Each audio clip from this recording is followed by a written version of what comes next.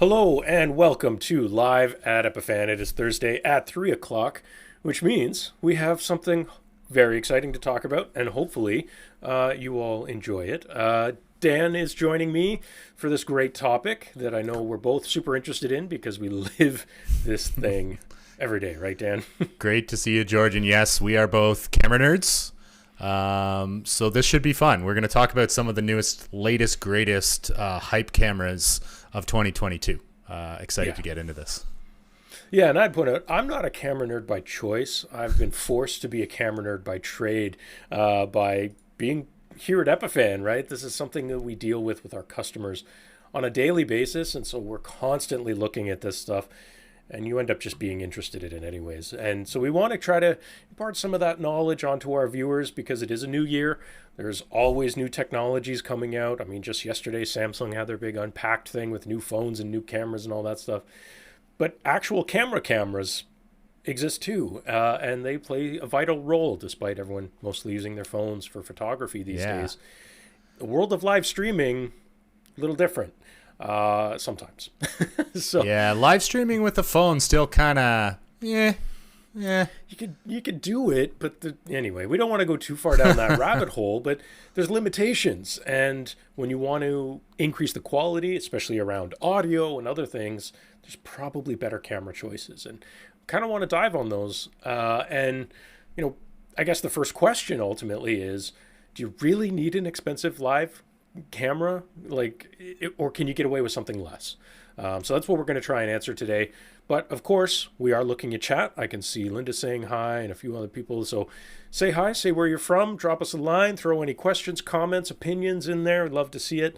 And we will dive into this, but always make sure to like, follow, subscribe, and share this video after the fact with anyone who who might be struggling with deciding what camera they might need for a given situation, because hopefully we're going to throw some tidbits in there that are going to help them understand the options. So why don't we jump into it, Dan? Yeah, I was just looking. You mentioned expensive cameras, so let's start there. Why don't we? Right at the top. Recent announcement, Canon, always a leader in the camera industry, and their hot new camera for 22 is the Canon EOS R5 C. And this is a traditional DSLR body. It's packed with specs. In fact, the video explaining the specs is like 20 minutes long of just like big juicy numbers. And it's pretty much sounds like if you 5 years ago wrote down every single thing you'd want in the perfect camera. Well, it's in here. That said, my first question about it is, okay, how is this different than what we've had before? And for me, at first glance, I mean, it looks like a DSLR, just like a traditional. This isn't much different than the good old faithful Canon 5D Mark II circa 2008. So did you take a look at this camera, George? Any first impressions? I did a little bit, and it's funny because I think somewhere around about 3 years ago, we had done a show talking about 8K cameras and whether or not anyone cares or it's legit. Well, top of the specs, when you look at this, 8K 60 raw recording. Boom. Recording. But if we're looking at it for something else, maybe it's not going to do 8K. So think about your workflow. The biggest thing that jumped out to me is, like you said, is it really all that different from like a 5D? I know the video guys used to swear by like the 5D Mark III even, they would strap that on cars for filming, all kinds of things. And that thing's ancient, but it's bulletproof. Yeah, I think there's a familiarity is there as well, just with the traditional body. I'm pretty sure the Canon fanboys, their hand is permanently molded into the position of that grip on the DSLR body. For sure. And there's some advantages to that. I think the plus side here is, and we'll maybe touch on this a little more later, this is, of course, a mirrorless camera, unlike the old DSLRs. And that's very important because when we're doing video, especially live video with long run times, mirrorless is pretty much the first thing you need to look at. Like, just forget anything that has a mirror, mirrorless only. Then looking at sensors, right? This is going to be a full frame sensor. Some people are going to value that. It does the 8K. I don't know what you would do with 8K video right now, but it's there. Compress it down to HD so that you can actually work with it. Right. One of the things that stood out to me as actually something that I didn't love is it, in order to have the power to do things like 8K and some of the other stuff, is that it has an internal fan built into it with gigantic vents along the side of it. In a camera, I don't like that, right? Like, think about if you tried to put this in a studio and it's got a fan whirring around. If that gets picked up on the mic, that's a disaster. Like, you generally in a studio want as few background sounds as possible. So maybe it's super quiet and it's fine, but that always makes me a bit nervous. Yeah. The other thing is the body only starts at $4,500 US. Oof. Like, Wow. this is and a then, $5,000 and then you still need a camera. lens. Yeah. Right. So this is a $5,000 camera to start. Now, if you want to upgrade it, there's another really cool one. And I don't know if you looked at this, Dan. You're more of a VR guy than me. But apparently they're going to have a $2,000 stereoscopic lens option. Yeah, here it is. Here I have a picture of it. This is the Canon RF 5.2 millimeter f2.8 dual fisheye 3D VR lens. Right. So that's cool tech, but I'm still wondering. Yeah. I don't. There's some other tech in this camera that, like, certainly is trend-setting. I think there's some HDR recording possible in it. Whether you can send that out over your HDMI. I don't know if it has that range over the HDMI out. I'm sure we'll talk about that a little bit later. Hard to find the spec on that. It's the traditional Canon body with all the latest greatest features that you'd expect in a camera, and you're paying for it. That's my key takeaway here. Yeah. The bleeding edge, as they call it, right? Yeah, and I mean, if you're doing commercial work where maybe you need a camera that can adapt to a lot of different scenarios, and you want to take photos and you need to do studio shoots for VFX, and you need that raw, high-resolution recording with all of the great picture profiles that Canon has and all of those features for commercial grade work, well, this is a great camera for you then. And it can, of course, live stream as well. It does have HDMI output. So there's certainly a lot of versatility to be had here.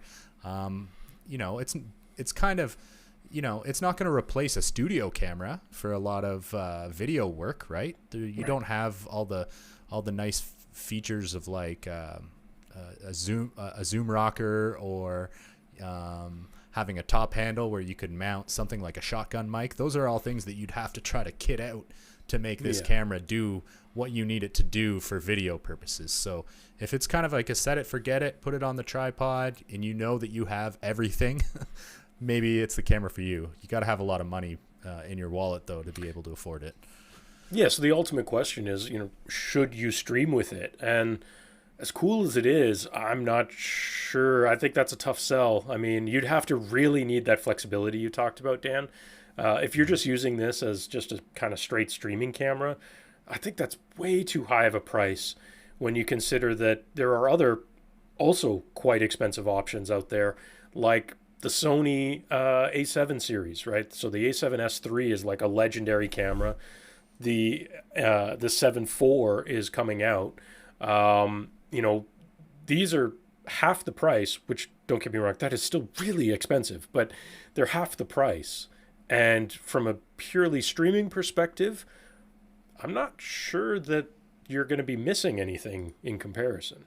Yeah, the Sony mirrorless cameras have really, I think, been trendsetters within the mirrorless movement away from DSLR. And, for me, Sony has great color science. It has, they perform extremely well in low light, the crazy ISO capabilities. For me, that's what you're buying when you buy Sony.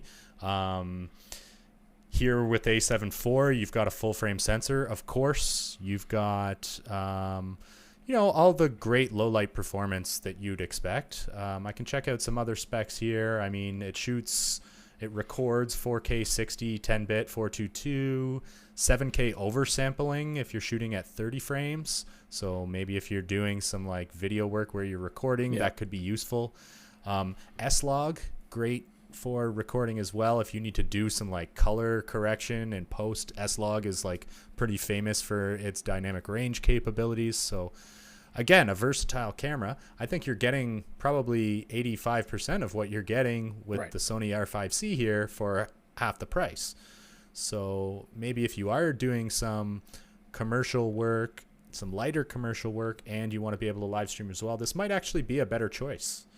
And I would throw in there that, you know, Sony also has another option that I've recently seen has exploded in popularity with the upper end of the streaming market, and that's in the Sony A7 C, which is a little more compact of a body.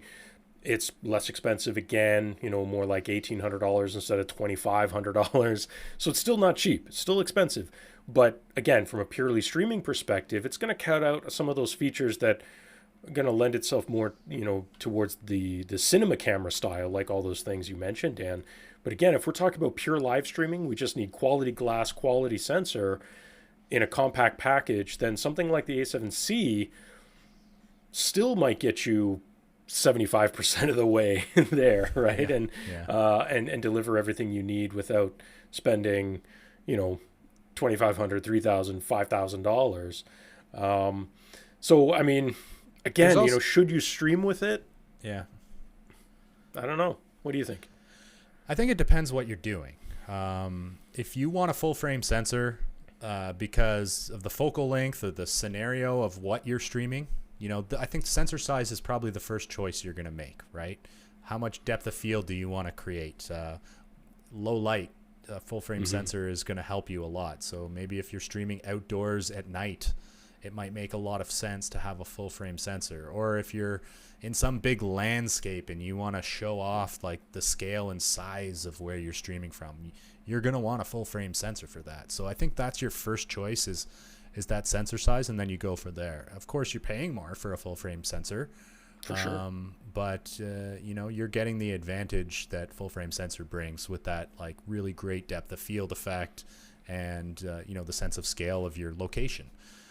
If you're streaming from your homes like we are and you're sitting at your desk, you don't really need that. In fact, I had to use the optical zoom on my lens today to get in a little tighter because I'm on a green screen today and I needed to kind of crop out some of my setting a little bit more. So in that case, it, you know, for me, I probably don't want a full frame sensor streaming here at my desk. Otherwise, my head would be about like this big in the frame. So those are the kind of choices that you make. And I think, start with your sensor size, pick your glass, and go from there with the features that you need and the type of work that you do. Yeah, well, speaking of sensor, I mean, that's a great thing. Is that the cameras is a super competitive market. And for the past 3-4 years, one of the most popular out there, and I think it's because it was offering video level function before Canon and Sony really stepped up their game. And that was from Panasonic within the Lumix line. They had the GH4, which was insanely popular. The GH5 followed it up. And they were doing great for video because they were doing 4K when nobody else really was and things like that. And they have a new one coming, the GH6. But here's the thing, coming back to the sensor, is that the GH4 and GH5, as popular and as great as they were micro four thirds sensors. And that's something you really have to think about because they weren't even a cropped APS sensor. These are just micro four thirds sensor. They were doing a lot with it. It's a small sensor. It's a very small sensor, and I can speak from experience owning one of the Panasonic micro four thirds, not one of the GHs, but a G7. Low light, forget about it. Just not even once. So they have the new G6, the GH6 coming out, which is a full frame. We'll have to see how well that works. Of course, they're promising, 4K, 10-bit, a lot more video things, and so maybe Panasonic is once again going to be pushing that forward the way they did in a number of years ago, and that could be really interesting. Apparently, it'll do 7.5K recording to go up against the Canon, the 8K. Thing is with the GH series is they usually are less expensive. It'll probably be $2,500 is what we're seeing. So still an expensive camera, but the bodies tend to be a little smaller. They're still super flexible. I'm excited to see what Panasonic can do with a full frame sensor, and kind of go up against that. So it feels to me like it's going to go pretty head to head with that Canon for half the price, which is interesting as well. Yeah, that's exciting. And maybe if the GH6 is a little out of your price range or you don't need the full frame sensor, the GH5 II, which I have right here, that could be a good option to take a look at as well. It does say it has some wireless live streaming features as well. So what could that mean? Who knows? It means terrible Wi-Fi is what it means. Yeah. So, the nice thing with a Micro Four Thirds sensor, even though you're kind of maybe sacrificing on low light performance, you're saving a lot of money on glass too. Yeah. The cost of Micro Four Thirds lens is significantly less.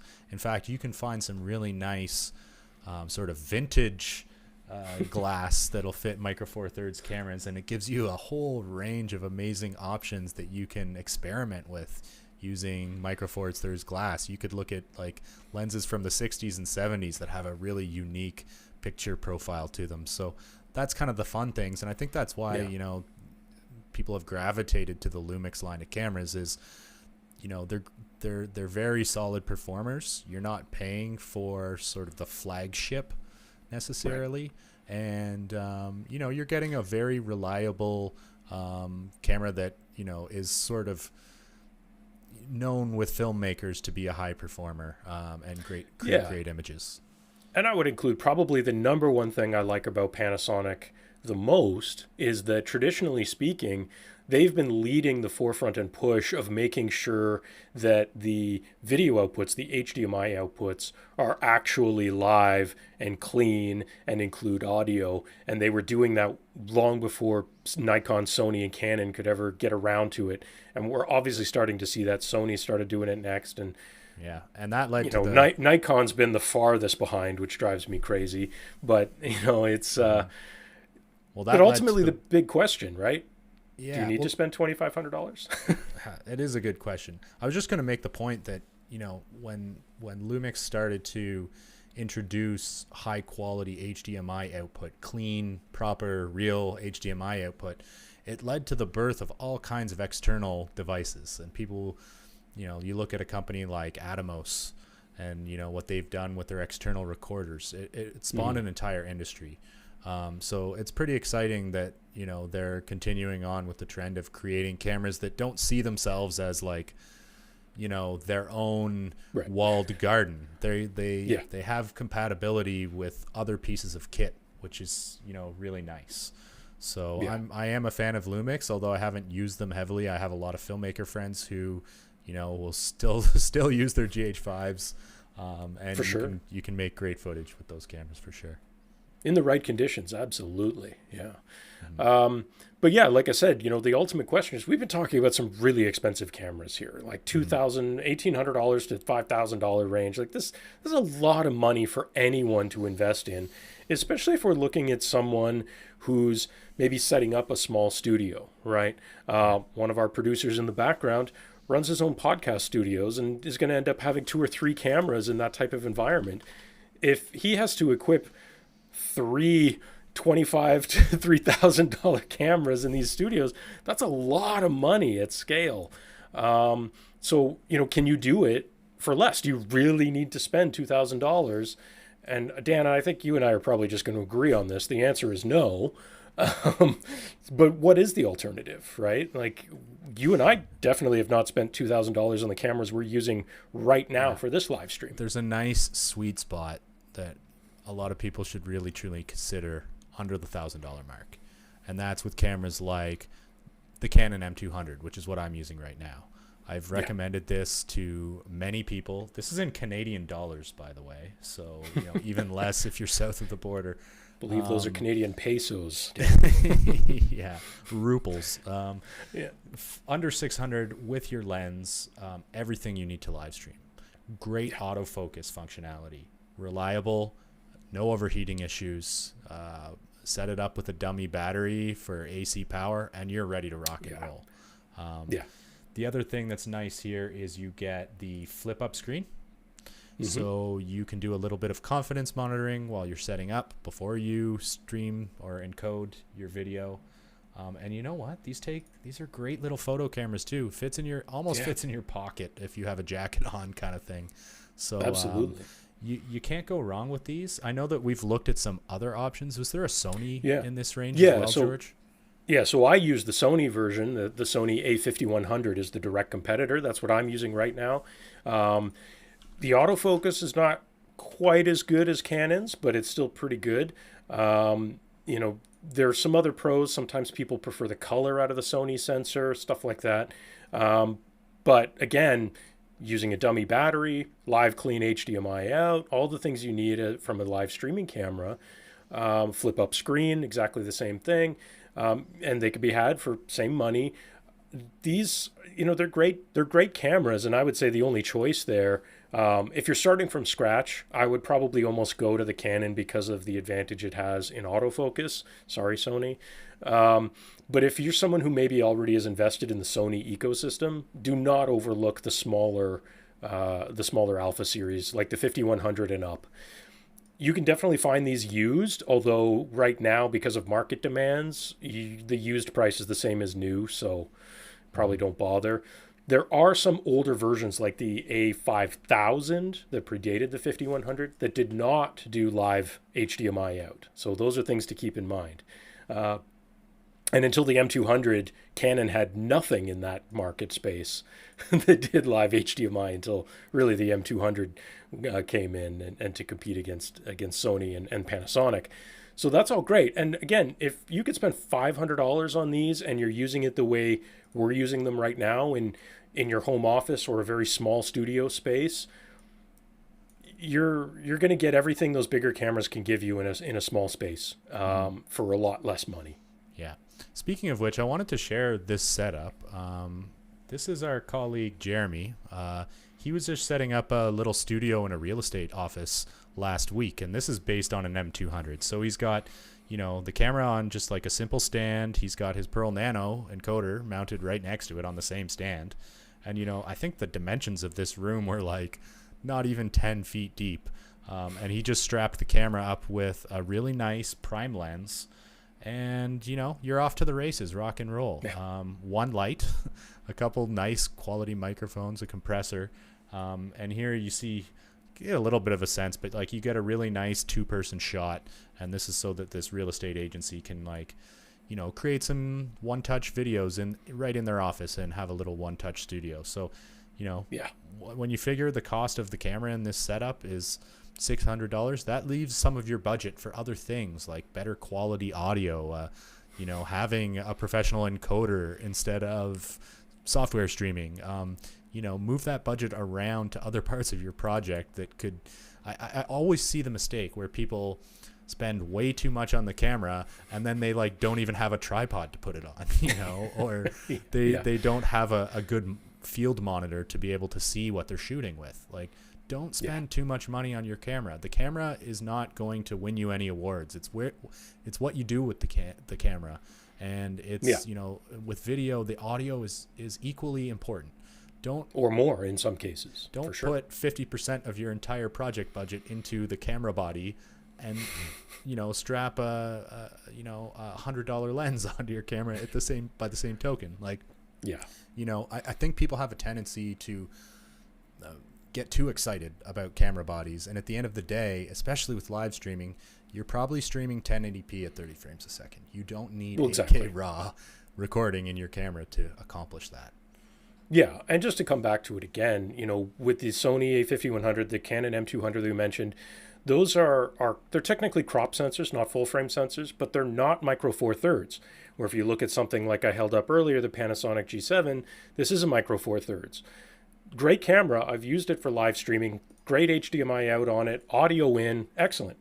Downside is that if you have to operate in a low light environment, which I do sometimes, it's just so hard. And where the Sony just absolutely kills it in comparison. And they're the same price. So again, think about that.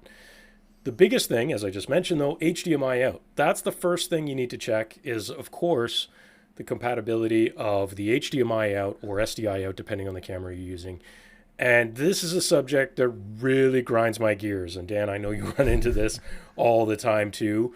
HDMI output support, like number one gear grind right here. Absolute number one. And myself and my team here at Epiphan, we literally deal with this and spend so much time trying to help customers figure out what the camera does and its behavior over HDMI.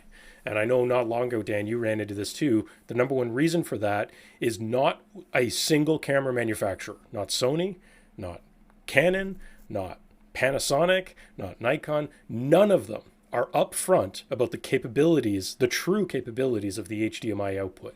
Yeah. They bury that as a not even tertiary thing. It's like 10th on the priority list, and they end up just not listing it, right? Yeah, it's a big problem. And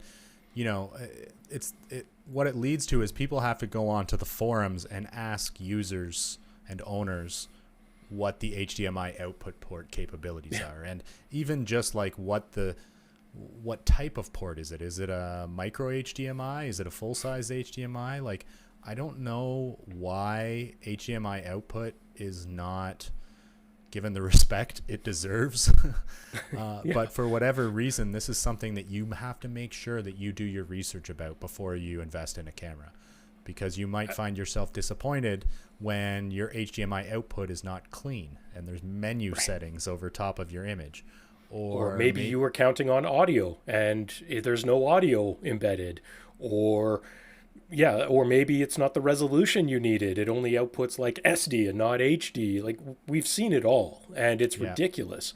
And it's insane to me. I've even seen cameras where on the output ports, it's outputting like a flat picture profile from the camera instead of like whatever LUT or whatever, graded image you have. So you're not even getting like a final, stream worthy image out there. You're getting like a flat picture profile that just looks all washed out and horrible. So my advice on this would be just make sure you do your research, and that means getting off of the brand manufacturer spec page, and you might have to dive into the forums. Reddit's a good place for this. Hit up r/cameras, ask the question. I see a lot of good chatter on there where folks exchange notes on these types of things. Well, the other thing that happens is that, okay, you've asked the question, someone tells you that this particular camera is definitely can give you HDMI out, you'll love it, it's a great camera, you buy it, and you hook it up to your capture card or your Epiphan Pearl because you're going to run a live stream, and all of a sudden it's not giving you what you expect. And what happens, and we do, and this is where our team spends so much time, you end up digging deep into the user manuals of these things, which no one reads, by the way. But you end up into these 1,000-page user manuals, digging page after page after page to find this one silly little chart that says, hey, if you have recording mode X set, that's going to change your HDMI out to be mode Y. And what on the surface you think, well, what the hell does that have to do with anything? They shouldn't be related at all. But the amount of time and energy that we've spent helping customers determine this, man, if I had a penny, it would be ridiculous. And so again, that's something to research. You might end up compromising on an aspect of the internal camera recording mode just to get the HDMI out mode that you want. And that sucks. And they're not upfront about that either. And that can be difficult to ascertain. So if you're looking for an option where HDMI output is a must and you know that it's going to work and it's designed for that, maybe you should instead check out something like a PTZ camera or a PTZ camera, as we say up here north of the border. So PTZ cameras, pan, tilt, zoom, they're designed to be mounted. They have traditional outputs like HDMI and SDI. Many of them even have NDI for network or NDI HX for network stream. These are cameras that are designed for audiovisual integrations for things like studios and live streaming and all kinds of projects where, you're not planning on moving the camera around. You're not planning on holding the camera handheld. You're planning on setting up a camera once and knowing that it's always there, always going to work, 100% reliable, Don't have to turn it on. Don't have to change the battery. There's no fan. There's no internal recording required. Yeah. There's no features that you don't need. The camera moves around the room. It zooms, it pans, and it tilts. Maybe you have some other nice features like presets where you can have the camera zoom to a specific location. Most PTZ cameras have a remote control, so you can operate them without even getting up out of your seat. Maybe you're solo streaming or you're doing some work on your own where you don't have a camera operator. This is a good option. Yeah, absolutely. The video you're playing right now is actually from our friends over at Stream Geeks, and maybe we can throw the link to that into chat because it's a great little explainer about what a PTZ camera is, and they always do a great job of talking about that stuff. You're exactly right. And PTZ cameras, if you're talking about building out a studio, or for a lot of the people entering the live stream market these days, is people like churches, you want a PTZ camera. I'm just going to be blunt about it. If that's your environment and it's going to be a static position, even if it needs to move around, but the camera won't, you're going to set up a tripod that never moves. Don't set up a tripod that never moves. Set up a wall mount or a ceiling mount that never moves. Put a PTZ camera on it, power it using PoE over the network so that you never have to worry about extra wires and wall plugs and stuff like that, and just get it done. If it has SDI, you're going to be able to run cameras crazy long distances, but you usually have both options, which is awesome. So even in a smaller space, they're great. So if it's a classroom, a church, a static studio in your office, yeah, PTZ cameras are honestly the way to go. And so the video right there is showing the joystick option, right? You control them with a joystick. You can control multiple cameras over those systems. They're fantastic in so many ways. They often have large sensors, so they're super adaptable. They have really good optical zooms, which is also really important oftentimes. You're not dealing with digital zooms. They do range in price pretty widely, though. However, if you think about, we were talking about $1,800, $2,000, $2,500, $5,000. You can get PTZ cameras anywhere from $500, $600, $700 all the way up to $10,000, and everything in between. So some of the ones that were shown in that video from Stream Geeks were from PTZ Optics. PTZ Optics average price, they make a ton of models, but their average price is somewhere in around the $1,600 mark. So if you think about that, that's a great value proposition, actually. $1,600 for the flexibility of a PTZ camera with a 12 times optical zoom and SDI is really good value. Obviously, you're never going to go wrong with Sony or Panasonic, who also make PTZ cameras. You're going to spend a lot more, though. So you kind of have to look at what your needs are out of a PTZ camera. And usually it's the physical outputs and the optical zoom, and maybe if you need IP sources like NDI, like you said, Dan. But based on those, after that, they all pan, they all tilt, they all zoom. So it's just a question of some of those little sub pieces. There's definitely something to be said for it just works. Yeah. Well, they're designed to run 24/7. And that's what these cameras are. They're amazing. Yeah. Yeah. And that's the thing. You pick up any of those other ones we talked about. These are not designed to be left on and running. A PTZ camera is specifically designed to be left on and running. So it can make a big difference in those more permanent installs. So don't ignore them. You might find that they're a much better value if you're finding that you're shopping in that $2,000 price range. You might find that a PTZ camera is a better option. One cool feature I've seen as well is some of the PTZ cameras actually have some basic artificial intelligence where it can recognize someone who's maybe presenting at the front of a lecture hall or moving around a room, and it will track them automatically. Yeah. So you're basically getting a camera operator built right in for free, which is amazing. And those are some of the trends that we're seeing in images. Actually, to speak of AI, George, what trends are you seeing in cameras? We've talked about a lot of cameras already. What do you see being the next trend, or what are going to push trends forward now that we have 8K that we can't even use? What's going to be some of the coming trends in camera technology, do you think?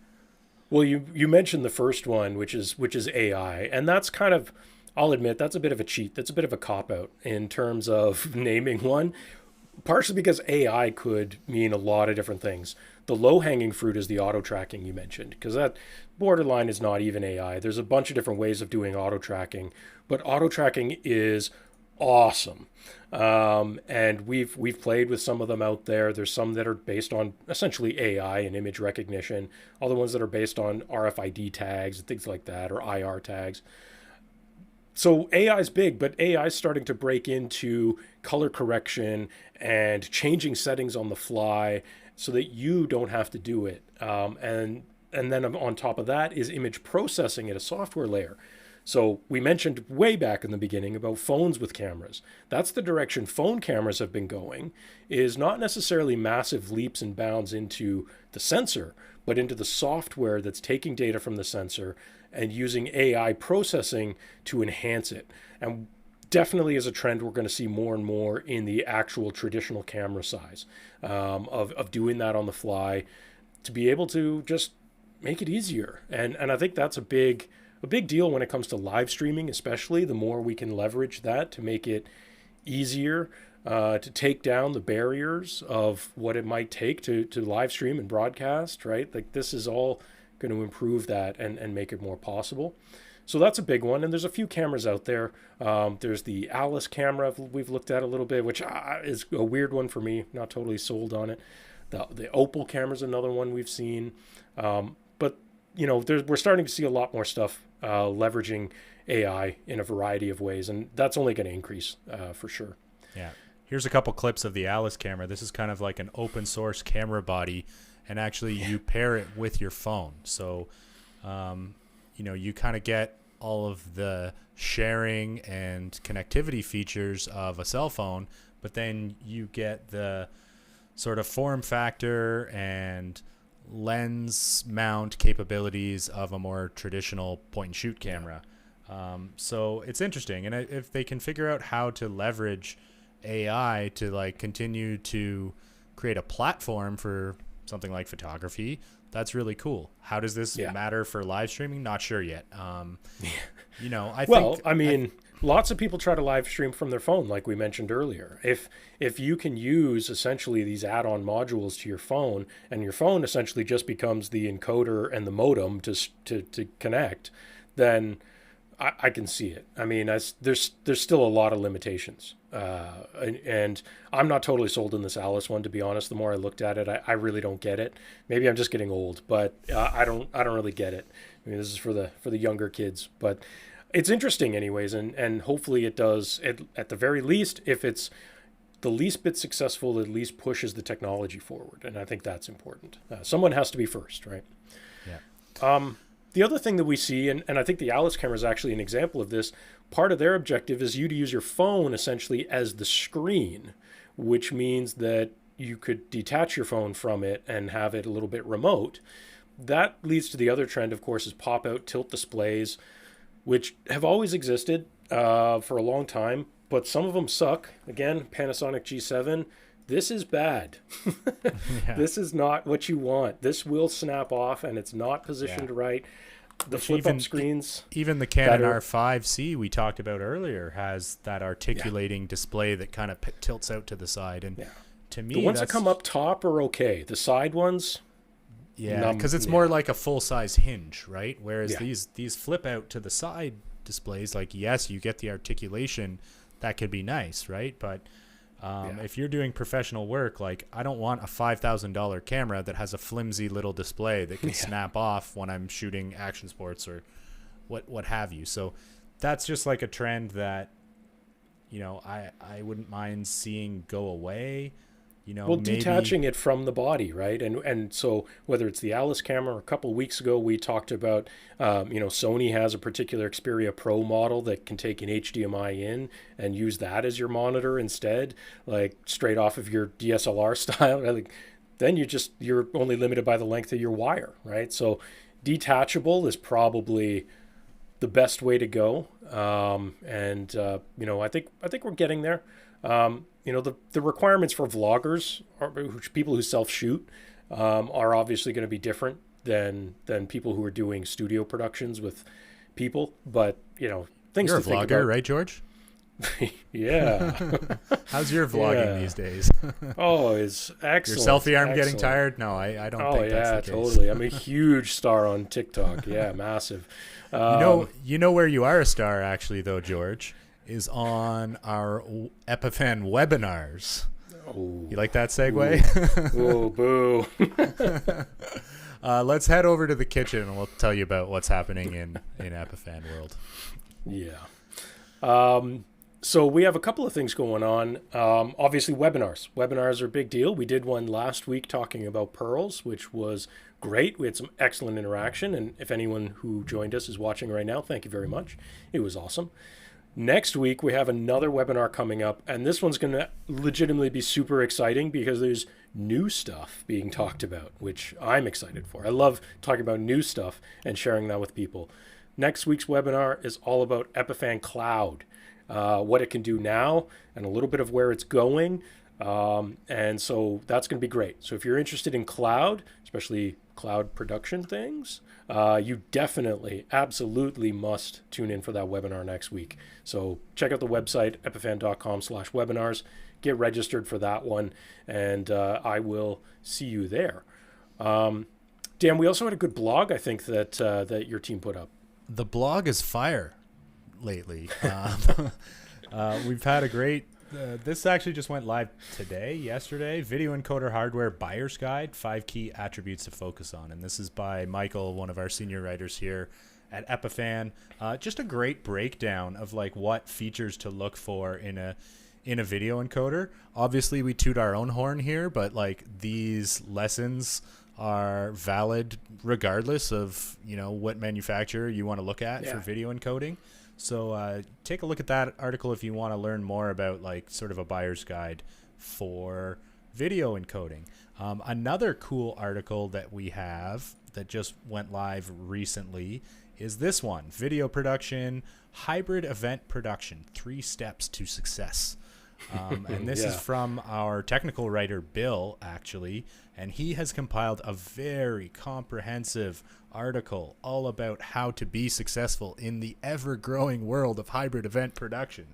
It's a hot topic. It's a really hot topic. Like this is super critical. I mean, events where you have thousands and thousands of people for business, it's still not back to what it was pre-pandemic.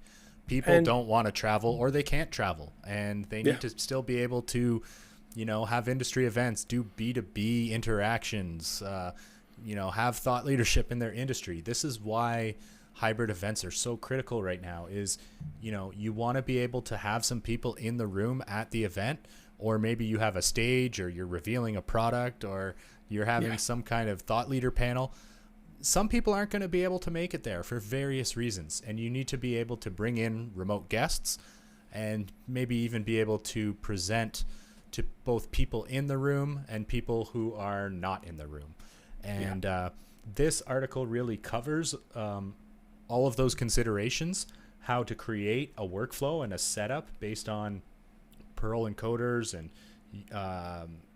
different remote sources to be able to bring in remote contributors into your production, and just a lot of the like common pitfalls that you want to avoid when you're conceptualizing these types of events. So if you're producing any kind of events in 2022, this is an article that you should definitely take a look at on the Epiphan blog. Yeah, I mean, pandemic aside, hybrid events is a growth opportunity, and it's super important to understand where that industry is going. And cheers to everyone who's going to tune in after the Super Bowl for the VR Foo Fighters concert. Like, that's a hybrid event, guys. So enjoy it. I think it'll be cool. I'm not a VR guy, though, so I'm going to miss it. That sounds awesome. So if you didn't buy your ticket yet, Dan, I highly recommend you do. Well, I remember being at Foo Fighters when we were both you there. were there as well here we in were Ottawa. Both there. It was great. And we did the live show next day, and our voices weren't working at all. Exactly. So now you could buy your VR ticket, yell in your own house, and not have your voice the next day. Exactly. But since you're doing that screen share, I noticed in the lower right corner, there's a little chatbot guy popping up there. And that brings me to an excellent point to wrap us up is if you ever have any questions about any of this stuff, the blog posts, the webinars, this show, ideas, we would like to hear from you. We have live chat on the website. You can give us a call. You can drop us an email to info@epiphan.com. We would love to hear from you with any of your questions, comments, ideas. We just love to engage. So please reach out and chat with us. Our next episode for this show will be February 24th, so that's in 2 weeks. And we're working on some fun stuff for that. We have that webinar next week we mentioned. And thank you so much for joining us. We really appreciate it. I hope you found this insightful. Cameras is a big space and there's a ton of information out there. So I hope we made it a little less noisy and hopefully guide you to making some sound decisions around that. So thank you so much. We will see you next time. Follow, like, subscribe, all the things, all the social places, Facebook, Instagram, and of course here on YouTube. And hopefully soon on LinkedIn Live. Ooh, hint, sneak peek. Thanks so much, guys. We'll see you next time. Bye-bye. So long.